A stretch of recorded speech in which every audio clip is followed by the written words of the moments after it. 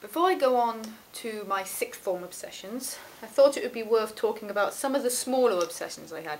Now when I say smaller, what I mean is ones that didn't go on for very long, but I was really into for like a couple of months or something. Mostly because there wasn't really a lot for me to obsess about, because there was only so much I could get of it. And the first one is Les Misérables, which was a musical my friend convinced me to go and see in London, no, sorry, Bristol, Hippodrome. And I was like, oh, a musical Les Misérables? Yeah, that's going to be cheery. Completely sung? I don't know.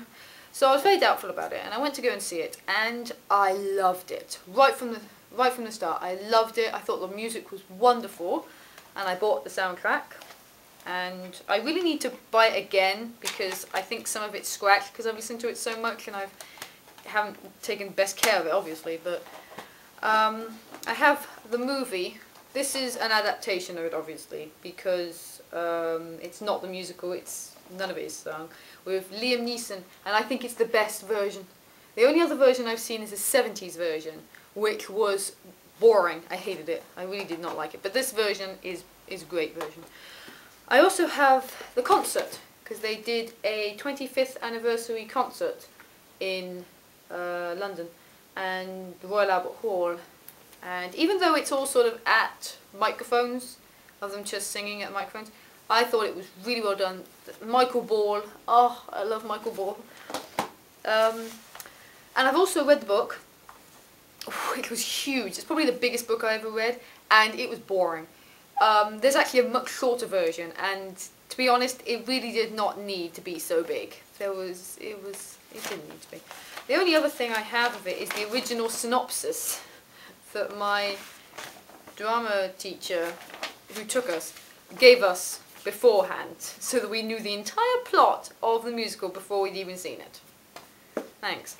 I didn't get a program because at the time I didn't think I was going to like it, so I didn't see the point, which I kind of regret now. I wish I did have one. So that lasted for a fair while, because I watched the movie over and over again. I listened to the music all the way through, the whole thing. It's about 3 hours, and I'd listen to the whole thing in the evenings, and I just loved it. And one of these days I will see it live again.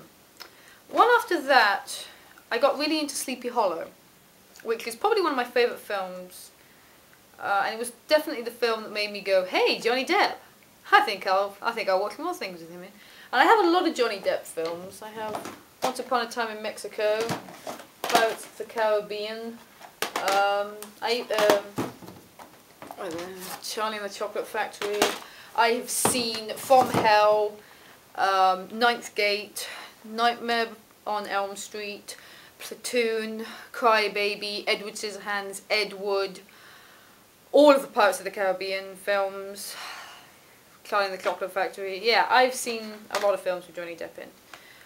Sleepy Hollow was actually the first one I saw him in, even though my brother convinces me, or tries to convince me, that I've seen Edward Scissorhands before I saw Sleepy Hollow, and I don't remember seeing it when I was little. I bought a book, the novel book of the film, basically. I know that it is based on an old story, Legend of Sleepy Hollow, but I have no interest in reading that. I also bought this, which has got pictures from the film. It's got the script, basically, but it's also got artwork in it, which I think is beautiful.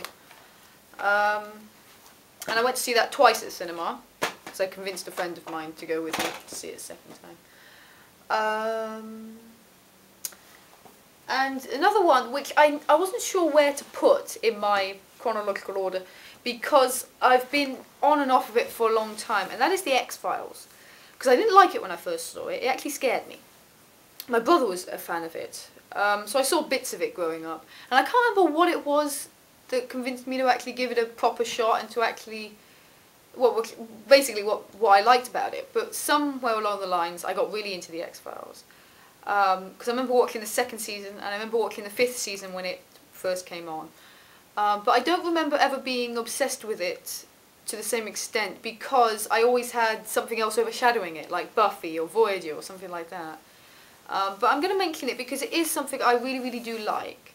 And actually it was only last year that I ever worked my way through any of the seasons properly.